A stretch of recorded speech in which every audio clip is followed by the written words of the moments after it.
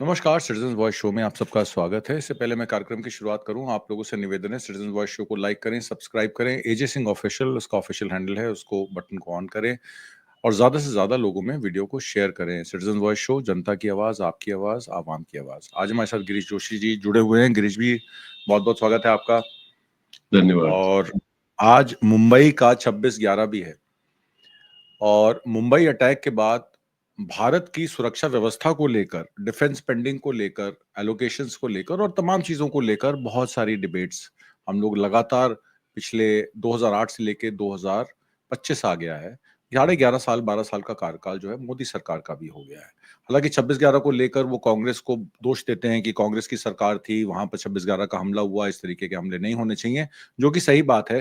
पर क्या हमने अपनी प्रिपेयर्डनेस को इतना मजबूत कर लिया है कि 26/11 जैसा दूसरा अटैक कभी भारत के शोर्स पे, यानी कि जो एरियाज समुद्र के साथ लगते हैं, जो कुछ ही इंटरनेशनल बॉर्डर के कुछ ही नॉटिकल माइल्स पर है, तो क्या अब आज हम मान लें कि भारत सिक्योर हो चुका है और भारत की जो अर्थव्यवस्था के साथ साथ भारत की सुरक्षा व्यवस्था भी सिक्योर हो चुकी है? इस पर आपकी क्या टिप्पणी, पहली टिप्पणी? आत्मजीत जी, हम कितने तैयार हो गए हैं और हम कितनी मार्केटिंग करते हैं, उसमें फर्क है करनी और कथनी में। अगर इतने ही हम 26/11/2008 का सबक हम सीख लेते तो शायद पुलवामा नहीं होता, पहलगाम नहीं होता। अब इसमें इंटरेस्टिंग आप चीज देखिए कि 2020 में 2 दिन का एक वर्कशॉप डीआरडीओ और आईआईएम बेंगलोर करता है और उसमें उन्होंने एक ये डिस्प्ले किया जिसको ये लोग बोलते हैं RAL-DR-X।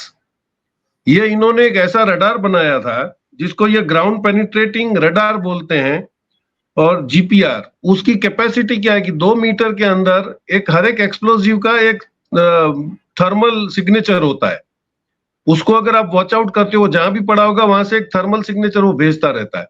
इस बेस पे ये बनाया गया था और 2020 में ये बताया गया था कि वो 20 एक्सप्लोजिव्स को वो आइडेंटिफाई करके अलार्म दे सकता है। उसमें TNT, RDX और एमोनियम नाइट्रेट भी था जो दिल्ली में यूज हुआ। अब ये सब इक्विपमेंट्स आपके पास होने के बावजूद वो आदमी 7 घंटे तक 100 किलोमीटर तक दिल्ली में घूमता रहता था। तो ये रडार्स कहां पे डिप्लॉय करे गए हैं, इसका यूसेज कहां पर है?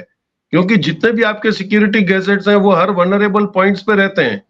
और मैं एक बार कोई नेवल सीनियर से मैं बात कर रहा था बहुत साल पहले, तो उसने बोला कि देखो, इनका एक टारगेट तो सॉफ्ट टारगेट कौन सा होता है, जहां पर बड़ा धमाका हो, बहुत लोग मरे, उसी टाइम लाइव मीडिया आ जाए, उसको वो लाशें दिखाएं, खून दिखाएं, तब जाके इनका प्रोपोगंडा होता है। तो they will not prefer any isolated place या छोटी मोटी जगह जहां पे कुछ लोग मरेंगे, क्योंकि जब तक वो कैमरा आएगा तब तक तो वहां पे सब साफ हो गया होगा। तो ये जो सॉफ्ट स्पॉट्स है वो हमको पता है कि भाई जहां पर भी पब्लिक ज्यादा इकट्ठी होती है, ज्यादा मूवमेंट्स है, वहां पर आपको ये रखना चाहिए। CISF का आप वो बता रहे हैं कि भाई वो डॉग स्क्वाड जो था वो वहां पे वहां पहुंचा था तो वो गाड़ी लेके निकल गया। Now these are all afterthoughts. आपका निकलना ही नहीं चाहिए। CISF इज सो अलर्ट कि आप देखिए इतने सालों से भी एयरपोर्ट पे एक भी इंसिडेंट ऐसा नहीं हुआ कि किसी ने कुछ स्मगल करने की कोशिश करी हो, क्योंकि दे आर वेरी अलर्ट और वो रोज की रोज उनकी प्रैक्टिस चलती रहती है। तो ऐसी एजेंसीज के साथ जब ये हो रहा है तो आपको डिवाइड करना चाहिए कि सिटी में आप रिस्पॉन्सिबिलिटी किसके देते हो। लेकिन क्योंकि हमारा डिपार्टमेंटल वॉर चलता रहता है, पुलिस चाहती है कि दूसरा कोई एजेंसी इसमें इन्वॉल्व न हो, दूसरी एजेंसी चाहती है कि पुलिस को इन्फॉर्मेशन न हो, और कई बार ऐसा हुआ है कि एक दूसरों के इन्फॉर्मर्स को भी वो लोग पकड़ के एलिमिनेट करने की कोशिश करते हैं। This trend cannot be there. अगर आज आपका NIA हो गया है तो NIA का सब पे होल्ड कितना है? तो I think this was a big failure कि आपके पास इतने सारे इक्विपमेंट्स होने के बावजूद भी आप फेल हो गए हो। इसमें ये भी दावा किया गया था कि ड्रोन से भी आप थर्मल ये जो सिग्नेचर्स हैं एक्सप्लोजिव्स के वो पकड़ पाते हैं।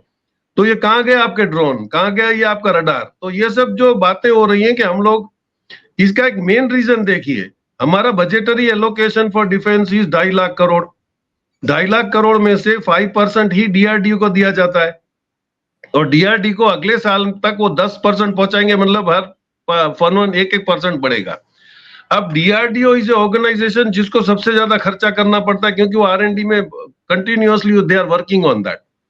तो आप DRDO को आप और कोई धंधे पे लगा देते हो, DRDO के स्टाफ और कहीं यूज हो रहे। तो I think this is not a proper management of the security. जहां पर ये बात आती है there should not be any compromise.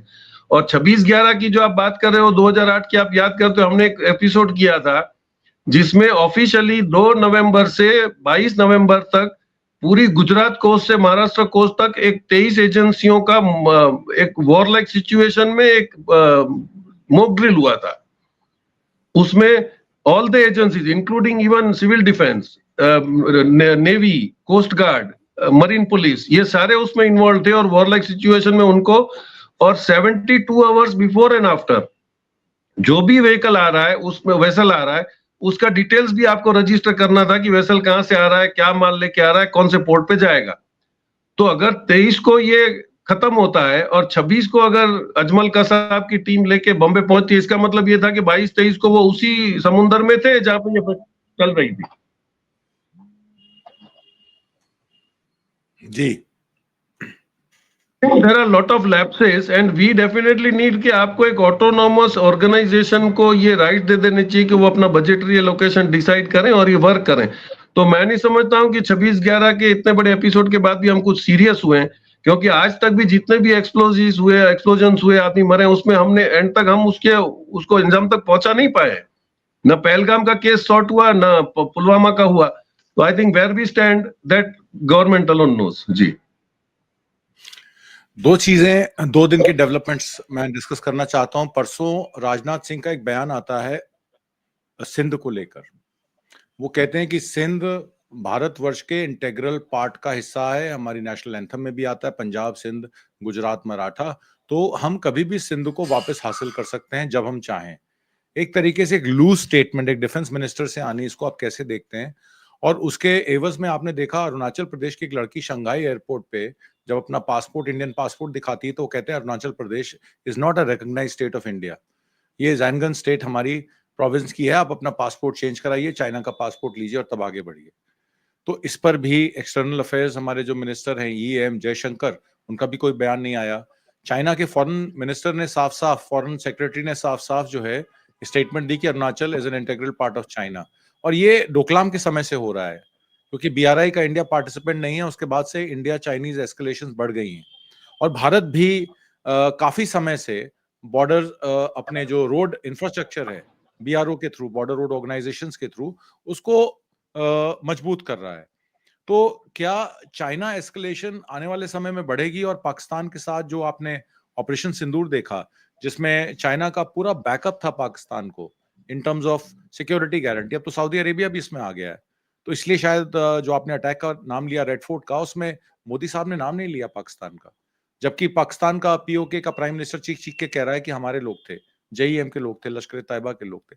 ये सारे एपिसोड को, जियो पॉलिटिक्स को आप कैसे देखते हैं करंट परिवेश में, राजनाथ सिंह का स्टेटमेंट और चाइना का पलटवार?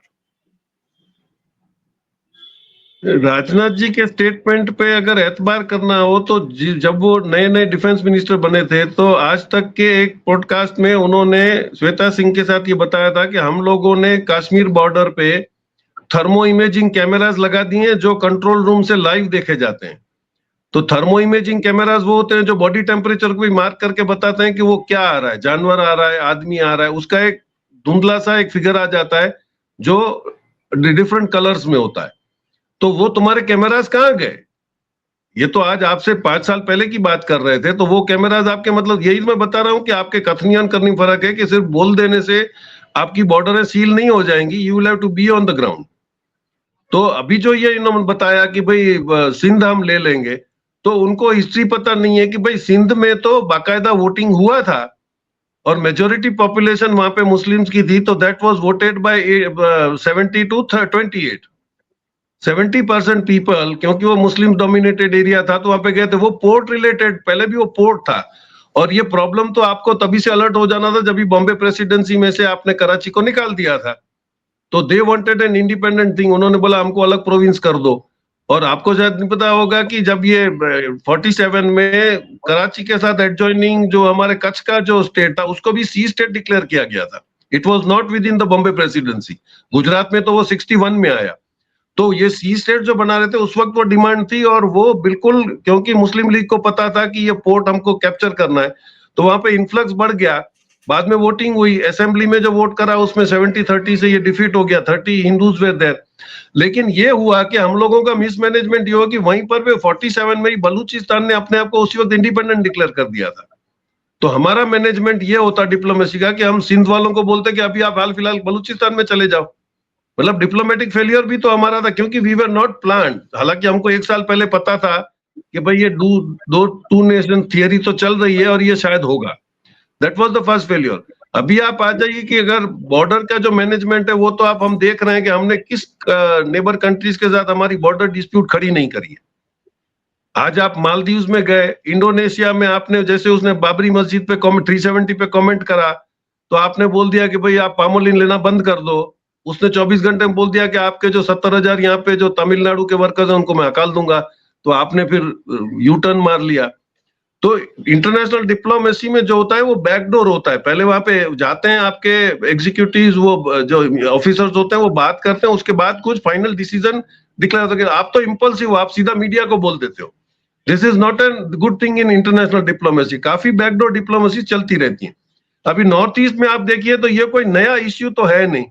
अरुणाचल का इश्यू तो आपका इंडिपेंडेंस से पहले से ही चल रहा था। आपको थोड़ी डेट्स में बता दूं, 1947 और 62 के बीच में मैकमोहन लाइन जो अंग्रेज निकाल के गए थे, वो उसको एग्री करने को चाइना तैयार था। हम लोगों ने एग्री नहीं करा कि तभी तिब्बत का पार्ट माना जाता था और इसको साउथ तिब्बत चाइना बोलता था अरुणाचल को। तो तिब्बत अगर निकल गया तो ऑटोमेटिक है कि उसने बोला ये इंडिपेंडेंट हो गया तो ये हमारा होगा। हम लोगों ने उसको 1972 में नॉर्थ ईस्ट फ्रंटियर एजेंसीज बना के हमने उसको डिक्लेयर कर दिया और फिर उसको यूटीआई बना दिया। तब तक भी आप देखिए चाइना का सिर्फ वो वर्बली उसको रिएक्ट करता था, लेकिन वो कोई एग्रेसिव उसमें स्टैंड नहीं लिया। 1987 में हमने अरुणाचल प्रदेश को स्टेटहुड दे दिया। तभी भी चाइना ने सिर्फ ये बोल दिया, उसने क्या करा था कि वो वीजा ग्रांट करने का जो चक्कर था वो इजराइल की तरह वो अटैच्ड स्टेपल्ड वीजा देता था। तभी भी उसने ऑफिशियली कुछ ऐसा नहीं बताया कि मैं नहीं आने दूंगा। तो ये तो 87 से चल रहा था कि अरुणाचल से जो बंदा जाता है उसको स्टैंप नहीं मारा जाता था, उसको एक स्टेपल्ड वीजा अटैच करके देते थे जो इजराइल करता था अंडर अरब वायोलेशन में। तो अभी इसमें सडन चेंज कहां पर आता है कि ये चल रहा था, हमारी बातें चल रही थी। अभी जब इनिशियली 1960 में ये चावेन लाई आया था तो उसने ये बताया था अनऑफिशियली कि वे काम करो, आप सियाचिन हमको दे दो क्योंकि हमारा वो रूट में काम आएगा और आप मैकमोहन लाइन को हम लोग मान लेते हैं। वो मान लेते तो अरुणाचल प्रदेश ऑटोमेटिकली इंडिया में आ जाता। हम लोगों ने उसको ऑब्जेक्ट किया। दिस वेंट ऑन फिर शांति से सब चला रहा था। 2006 में दलाई लामा ने यहाँ बैठे बैठे एक कमेंट कर दिया कि ये जो अरुणाचल को ये लोग बता रहे थे तांगवांग प्रोविंस, तो उसने बोल दिया कि तावांग तो इंडिया का ही है। अब यहां से एक फ्लैश पॉइंट शुरू हुआ, क्योंकि moment Dalai Lama says that would will have repercussion in China, जहां पे चाइना फिर इस मैटर को लेकर सीरियस हो गया। फिर आप सडनली देखिएगा तो 2015 और 22 में मोदी जी वहां पे विजिट करने जाते हैं बॉर्डर पे और चाइना ऑब्जेक्टेड टू दैट क्योंकि वो अपना प्रोविंस मानता था। साइमल्टेनियसली होता गया। फिर प्रेसिडेंट कोविंद गए 2017 में, 2020 में डिफेंस मिनिस्टर वहां जाते हैं और ये फ्लैश पॉइंट होने लगा कि भाई आप लोगों का फिर खुल के चाइना सामने आ गया। अब वो आपको डिस्टर्बेंस करने लगा है। तो आप अगर न्यूट्रली देखेंगे तो we had no need to disturb, वो बैकडोर डिप्लोमेसी में चला जाता। गलवान में इतना सारा एपिसोड हो, उसके बाद भी हम लोगों ने 17 से 27 राउंड हमने बातें भी करी हैं। तो दैट डिप्लोमेसी गोज ऑन। और चाइना का भी थियरी बहुत खुल के आ गया है कि वो बॉर्डर डिस्प्यूट को और कॉमर्स को साथ में कभी करता ही नहीं है। उसके डिस्प्यूट सारे अपने नेबरिंग स्टेट्स के साथ है, वियतनाम से है, म्यांमार सबसे, लेकिन वो ट्रेड अलग रखता है और बॉर्डर डिस्प्यूट अलग रखता है। तो हम लोग कितना उसके अंदर स्मार्ट मूव कर सकते थे, मैन्यूवरिंग करके हम धंधा भी कर पाते और ये भी करते। तो हमने डिपेंडेंस भी ज्यादा बढ़ा दिया। आज भी हमारा कोई इंपोर्ट चाइना से कम नहीं हुआ है। तो आप सैंक्शंस की सिर्फ लोकल पॉलिटिक्स के लिए बता रहे हो कि हमने लाल आंख दिखा दी, हमने पेटीएम बंद कर दिया, हमने टिकटॉक बंद कर दिया, that doesn't go a long way. क्योंकि चाइना और दुनिया जो है वो भी मैच्योर्ड है, they understand what is happening. और ऐसा तो है नहीं कि हम इंपोर्ट करेंगे और दुनिया को हमारे फिगर्स का पता नहीं चलेगा, दैट दे गेट इट। तो I think we have failed in the diplomacy और हम लोगों को जानबूझ के सबको छेड़ने की जरूरत नहीं थी। ये बेहतर होता कि हम लोग साइलेंटली एक डिप्लोमेसी में उसके साथ डील करके वो कर लेते। अब आपका सियाचिन भी डिस्टर्ब हो गया और अभी अरुणाचल भी आपका डिस्टर्ब हो रहा है। तो आपने क्या अटेंड किया जी?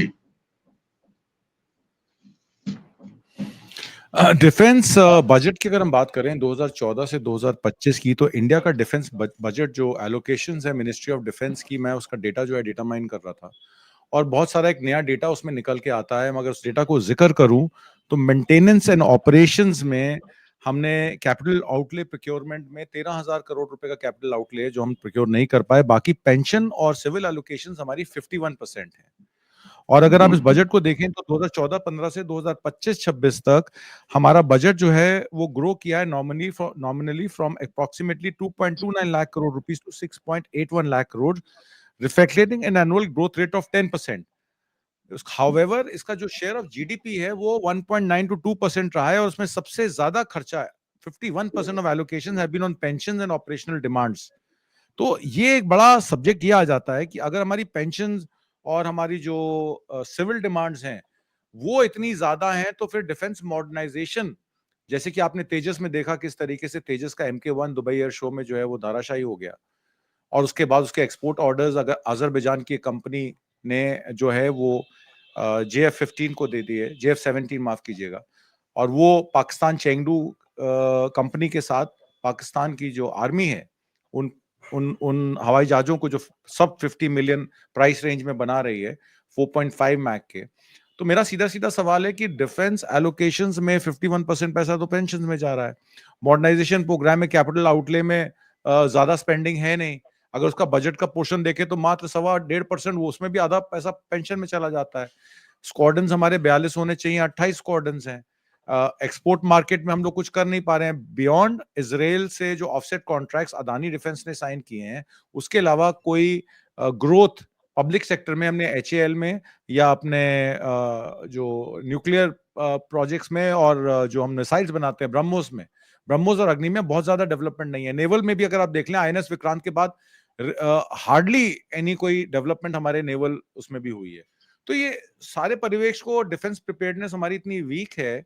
हम सिंध लेने की बात करते हैं, चाइना को लाल आंख दिखाने की बात करते हैं, और जो आपने सिक्किम, अरुणाचल और मणिपुर का जो विश्लेषण दिया, क्या भारत अब अपने नेबरिंग कंट्रीज के साथ नेगोशिएट करने में कमजोर हो गया है डिफेंस स्पेंडिंग को लेकर और डिफेंस इंफ्रास्ट्रक्चर को लेकर? गिरीश भाई देखिए, जैसे आप पूरा परिप्रेक्ष्य देखेंगे तो जैसे ही हम लोगों ने नेबरों का हाथ छोड़ दिया तो जो वेस्टेड इंटरेस्ट पीपल थे दे वर्कड इनटू इट। आपने बांग्लादेश की जो हालत देखी तो विद इन 48 आवर्स पाकिस्तान की वहां आर्मी भी आ गई, पाकिस्तान के वहां प्रोग्राम्स होने लगे, वहां पे पैसों की लेने देने शुरू हो गई, वहां पे फंडिंग्स आ गया, और फर्स्ट टारगेट वाज कि वो आप चिकन स्नैक पे आगे जाके आप एक्सपेरिमेंट करिए। तो जो नुकसान हमारा हुआ दोस्ती बिगाड़ने का, उसका बेसिक रूट देखिएगा कि उनको जो दिक्कत थी उसमें हम लोगों को पढ़ने की जरूरत थी नहीं। अगर हम इतने ही स्मार्ट थे तो जब भी शेख हसीना ने SOS भेजा था कि भाई डोनाल्डो वहां पे आया और सेंट मार्टिन आइलैंड मांग रहा, मैं नहीं दूंगी तो मेरा रेजिम चेंज हो जाएगा, हम लोगों ने उसको रिएक्ट ही नहीं किया। तो एज ए नेबर हमारा क्या ड्यूटी था? और इमीडिएट 3 बजे रात को चाइना से एक चार्टर्ड प्लेन में उसका फॉरेन सेक्रेटरी आता है और वो बात करता है और वहां से निकल जाता है। तो आज अगर चाइना अपनी मशीनरीज मूव कर रहा है बॉर्डर पे तो हम उसको क्यों मान रहे हैं कि वो हमारी दुश्मनी है? उसको नहीं चाहिए कि कल अमेरिकन वॉरशिप आके सेंट मार्टिन पे खड़ी हो जाए। तो ये with in the fire range of 500 kilometre वो आके बैठ गया है, अपनी सेफ्टी तो वो देखेगा ना। तो हम लोग क्यों इतना सब मान लेते हैं कि सारी दुश्मनी हमसे? और हमारे जो वो एरियाज हैं जिसपे हम लोग बात कर रहे हैं, अगर आप अरुणाचल नॉर्थ ईस्ट का ये नेफा वाला एजेंसी छोड़ दो तो आप सियाचिन और ये जो बात कर रहे हो वहां पे एक बॉर्डर डिस्प्यूट के अलावा वहां पे कोई लाइवलीहुड नहीं है। और लाइवलीहुड जहां पे था लद्दाख में, वहां पे तो आप क्या रिएक्ट कर रहे हो पूरी दुनिया जान रही है। तो लद्दाख में जो मांग रहे हैं उनको आप सिक्योरिटी नहीं दे रहे हो, मतलब total failure of your international border diplomacy है। अब इसको आप कैसे भी मैनेज कर रहे हो मीडिया के थ्रू वाहवाहियां करके, साउथ अफ्रीका में जाके G20 की बात करके, वहां पे भी अपने अपने एजेंडा चला के। तो I think this is not going far enough. आप चाइना की जो आप अपने बजट की बात कर रहे हो, चाइना का आज की तारीख में बजट 1.81 ट्रिलियन युआन है और वो 7.5% से हर साल बढ़ाता चला जा रहा है। तो where are we standing against that? और इंटरेस्टिंग पार्ट देखिए कि अगर एयरबस का जो पूरा ढांचा है वो 5 कंट्रीज मिलके बना रहे हैं फ्रांस में, तो आज अगर चाइना ने अपना खुद का एक कॉमर्शियल एयरक्राफ्ट बना लिया है कॉमेक C919, तो हम उससे उसी वक्त भी टाइप कर सकते हैं क्योंकि हमारे पास भी फ्यूजालेज वगैरह बनाने की हमारे पास कैपेसिटी थी। तो हमने इजराइल को जाके ड्रोन बनाने की फैक्ट्रियां बनाने को दी। आप ये होता कि कॉमर्शियली आप चाइना से बात कर लेते कि भाई कॉमेक C919 में अगर आपको कुछ हेल्प चाहिए तो हम भी बना सकते हैं। That would have been a good negotiation. आपके पास यहाँ बड़ी इंडस्ट्रियां लगती, आपके यहाँ एम्प्लॉयमेंट मिलता और आज आप देखिए कि साल के 100 C919 निकलना शुरू करता है और ऑलमोस्ट ब्रिक्स के ज्यादातर कंट्रीज ने ऑलरेडी उनके साथ ऑर्डर प्लेस कर दिया है. It is the best and a cheaper aircraft to fly within the short distances. तो वो कहां पहुंच रहा है? उसने एयरबस और बोइंग की मोनोपोली तोड़ दी, उसने अपने प्लेन बनाना शुरू कर दिया. तो ये मानना पड़ेगा कि अगर हमारा पड़ोसी अच्छा है तो हम उससे कितना फायदा उठा सकते हैं. ये करने की बजाय हम अपने लोकल पॉलिटिक्स में इन्वॉल्व होकर ये बताना चाहते हैं कि हमसे तो कोई पावरफुल है नहीं. तो this will take us nowhere. शायद हमको ये घमंड कहीं अपना हमारा हमारा पूरा प्रोसेस ही फेल कर देगा. जी. मोदी साहब G20 में गए, डे फॉर यस्टरडे उन्होंने एक ट्राइलैटरल ऑस्ट्रेलिया और दूसरे कंट्री को लेके कनाडा. ट्राइलैटरल, कनाडा को लेके, ऑस्ट्रेलिया और कनाडा को लेके ट्राइलैटरल अपना एक वो दिखाया कि हम ट्राइलैटरल जो है फोरम रख रहे हैं, उसमें हम पॉलिसीज रख रहे हैं. और वहां पे ना चाइना के शी जिनपिंग अवेलेबल हैं, ना वो अमेरिका के उसमें ट्रम्प गए हैं, ना रशिया के पुतिन पहुंचे हैं. इस ट्राइलैटरल फोरम को, इस ट्राइलैटरल इनिशिएटिव को आप कैसे देखते हैं? भारत के लिए इसमें what is there to gain, या फिर एक सिर्फ एक नरेशन है? मैं आपसे समझना चाहता हूँ उसके बारे में. नहीं, देखिए, पहले तो आपको G20 में जाना था, वहां पे सब अपना एजेंडा सेट कर रहे थे. 2003 में वाजपेयी जी ने एक आपका IBSA बनवाया था. उनका ये इरादा था कि इंडिया, ब्राजील और साउथ अफ्रीका एक मिनी ब्रिक्स बनाए. तो मनमोहन सिंह का ब्रिक्स का ओरिजिनल जो आइडिया था उसको डॉक्टर मनमोहन सिंह ने भी आगे बढ़ाया. और ये इनका जो अरेंजमेंट था कि भाई साउथ साउथ कोऑपरेशन में हम लोग काम करेंगे, हम लोग ट्रेड एंड कॉमर्स करेंगे, पीपल टू पीपल कांटेक्ट बढ़ाएंगे और पॉवर्टी कम करने की एक कॉमन फॉर्मूला अडॉप्ट करेंगे जो सबको काम आएगा. और एनवायरमेंट था. तो ये जो ओरिजिनल आइडिया था उसको आपने पहले डब्बे में डाल दिया. और उस वक्त जो था, इसका जो मेन जो ये दिया गया था उसमें वो सॉलिटरी इक्वालिटी और सस्टेनेबिलिटी, ये 3 के बेस पे ये कटे हुए थे. उसके बाद आपने वहां जाके नया काम क्या कर दिया कि आपने कनाडा, ऑस्ट्रेलिया, इंडिया का एक इंसेंटिव्स का एक फोरम बना दिया. अब उसमें हमने क्या बात करी है कि हम AI की लेन देन करेंगे, हम R&D पे हम लोग मिलके कुछ काम करेंगे, रिसोर्सेज हम लोग जो डेवलप करना चाहते हैं या हम लोग रिफाइनिंग का प्रोसेस करना चाहते हैं वो हम करेंगे. 95% रिसोर्सेज रेयर अर्थ मटेरियल को मैग्नेट्स बनाने में चाइना को 20 साल लग गए थे. तुम रातों रात बना लोगे कनाडा, इंडिया, ऑस्ट्रेलिया. मतलब आप कुछ भी बोल देते हो which is not practical on the ground. लेकिन वो इलेक्शन एजेंडा के लिए शायद अच्छा हो सकता है कि आपने बोल दिया हमने इतना इतना कर दिया. अभी आप देखिए कई एक्सपर्ट्स भी मान रहे थे कि भाई आप तो वहां पे अमेरिकन एजेंडा लेके गए थे क्योंकि ट्रंप वहां पे नहीं आ रहा था. आपने वहां पे जर्मनी, जापान, ब्राजील, इंडिया और इनको इनकलकेट किया अफ्रीका को कि भाई सिर्फ यूनाइटेड सिक्योरिटी काउंसिल में चाइना अकेला है तो हम लोगों का वहां भी होना चाहिए सीट परमानेंट, इस पे हम अप्लाई करें. तो आप वहां पे सौदा करवाने गए थे या फांसी डालने गए थे? क्योंकि आपका एजेंडा सबसे अलग था. तो आई थिंक ये डिप्लोमेटिक फेलियर था कि अभी जो एजेंडा में वो लोग काम कर रहे थे उनका ये था कि IMF और वर्ल्ड बैंक पे से अपना प्रेशर कैसा कम करें, which South Africa and other African countries already done. कई कंट्रीज ने IMF के पैसे लौटा दिए. और इसी को आप देखिए कि अफ्रीका इंटरनली जो पहले आप डॉलर पे कूद रहे थे, अफ्रीका ने फ्री ट्रेड करने के बाद अपनी करेंसी में डील करना शुरू कर दिया जो ब्रिक्स करना चाहता है. अब वो लोकल करेंसी के साथ ब्रिक्स भी अटैच होगा. तो मतलब आप समझ लो कि 50% ऑफ द पॉपुलेशन में 50% ऑफ GDP आपका ईस्ट में आ गया, साउथ में. अब आप नॉर्थ का कैसे उसमें आप टैकल करोगे? वो अमेरिका का टेंशन है. और आप देखिए कि अगर इतना ही होता तो यूके में से जर्मनी, जापान, ये लोग इस तरफ आ नहीं जाते. वो क्यों गए थे G20 में? क्योंकि उनको भी पता है कि सबसे बड़ा पोटेंशियल मार्केट अगर वर्ल्ड का भी नया खड़ा हो रहा है that is Africa with 140 crore की बस्ती वहां पे है. और उनको रेवेन्यू और पैसा कमाना चाइना ने शायद लास्ट 5-10 साल में सिखा दिया. Now they know. अब वो अपने रिसोर्सेज किसी को दे नहीं रहे, वो बेच रहे हैं. They have started melting money. उनको गोल्ड जो पहले एक्सप्लॉइट होता था वो गोल्ड बेचने लगे हैं, तो दे हैव बिकम रिच. उन्होंने बैंकिंग सिस्टम्स अडॉप्ट कर ली. जो आप IMF से गोल्ड रख के पैसा लेते थे, अब वो अपनी बैंक में पैसा लेके अपने ही पैसे ले रहे हो और Africa is growing very fast. तो ये सब पोटेंशियल देखते हुए हम लोग अपना एजेंडा अभी भी अगर कंसोलिडेट नहीं करेंगे, इससे बेहतर ये कि आप चुप रहो. डॉक्टर मनमोहन सिंह को आप बोलते थे कि वो नहीं बोलते हैं, वो कई बार नहीं बोलते थे, उसका फायदा अभी आपको समझ में आ रहा है कि डिप्लोमेसी में जरूरी नहीं होता है कि हर चीज को हम कमेंट करें. और हम उसी चीज में कमेंट करते हैं जहां हमको सूटेबल होता है, वरना हम करते ही नहीं, कितना भी बड़ा एपिसोड हो जाए. हमने हमास पे नहीं बोला, हमने ईरान वॉर पे नहीं बोला, और समीकरण बदलते चले जा रहे हैं। अभी आप पहले ईरान को कमजोर मानते थे, ईरान से आपने रिलेशन खराब कर दिया अमेरिका के चक्कर में। आज ईरान साबित कर रहा है कि मैं सारों को हैंडल कर सकता हूं। इजराइल जिसको कोई नहीं चैलेंज करता था, उसको ईरान की फतेह मिसाइल अकेली ने चैलेंज कर दिया। 12 मैक में उसने सारा सत्यानाश कर दिया with in 48 hours of it.